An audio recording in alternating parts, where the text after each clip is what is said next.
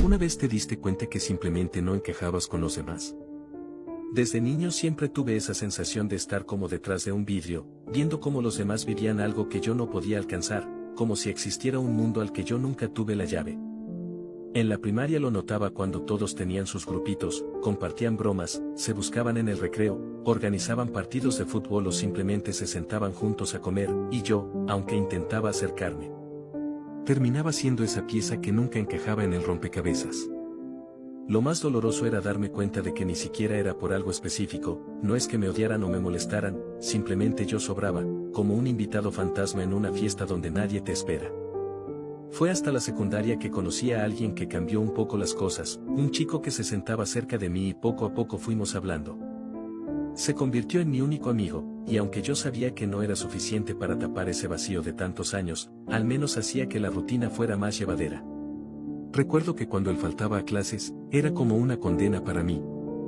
Odiaba esa sensación de caminar solo entre grupos ya formados, sentarme en un pupitre con todos alrededor platicando de cosas que no tenían nada que ver conmigo. Tanto así que comencé a pedirle que me avisara cuando no iba a venir, y si él faltaba, yo también inventaba alguna excusa para no asistir.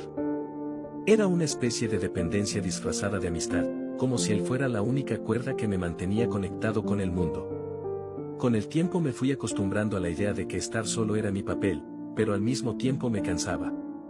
Siempre escuchaba frases como tienes que aprender a estar bien contigo mismo y sí, yo lo intentaba, pero después de tantos años de lo mismo, ya no lo veía como una lección de vida sino como un castigo interminable. Los pocos amigos que logré hacer en esa época, tarde o temprano se iban con los grupos de los populares, y yo volvía a quedarme en el mismo lugar, viendo cómo el ciclo se repetía una y otra vez. Ya en la preparatoria las cosas cambiaron un poco.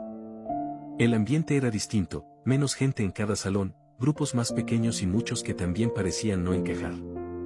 Eso me dio una especie de respiro, me sentía menos expuesto porque ya no era el único que caminaba solo o que no tenía a medio salón riéndose a su lado. Fue entonces cuando logré hacer más amigos, un pequeño círculo con el que realmente me llevaba bien. Pero incluso ahí había algo extraño en mí. Cuando otra persona se unía a la conversación o alguien que no conocía me invitaba a salir, yo me bloqueaba. Sentía que perdía la naturalidad, que no sabía qué decir ni cómo actuar. Sus temas de conversación me parecían ajenos, hablaban de fiestas, alcohol, ligues y ese tipo de cosas que a mí nunca me atrajeron por más que fingiera estar interesado. Era como ver una obra de teatro en la que yo estaba forzado a participar, pero nunca me aprendí el guión. Aún así, trataba de forzarme. Salía con ellos a fiestas pensando que poniéndome en ambientes incómodos algo dentro de mí iba a cambiar, que iba a aprender a disfrutarlo, a soltarme, pero nunca pasó. Sí, logré agarrar más confianza en mí mismo con el tiempo, especialmente porque empecé a notar que varias chicas me hablaban más seguido o se me acercaban. Y esa sensación de ser visible por fin me levantaba un poco la autoestima. Pero aún así, ese tipo de ambientes no me llenaban. Era como tener hambre y comer, pero sin saborear nada.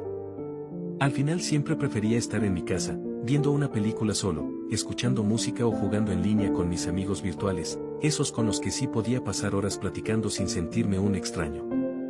Puede sonar aburrido o incluso depresivo para muchos, pero para mí eso era gloria, mi refugio, mi espacio seguro donde no tenía que fingir nada. Y así crecí, con esa dualidad, un chico que intentaba encajar, que aprendió a imitar un poco el guión de los demás, pero que en el fondo siempre supo que lo suyo estaba en otro lugar, en otra frecuencia. Con los años entendí que no siempre se trata de encajar donde todos están, a veces se trata de encontrar esos pocos lugares, esas pocas personas, donde dejas de sentirte un intruso. Lo curioso es que, aunque todavía cargo con esa sensación de ser diferente, también aprendí que no era un defecto, sino parte de lo que soy. Y sí, todavía hay momentos en los que vuelvo a sentirme solo incluso rodeado de gente, pero al menos ahora lo acepto y lo entiendo.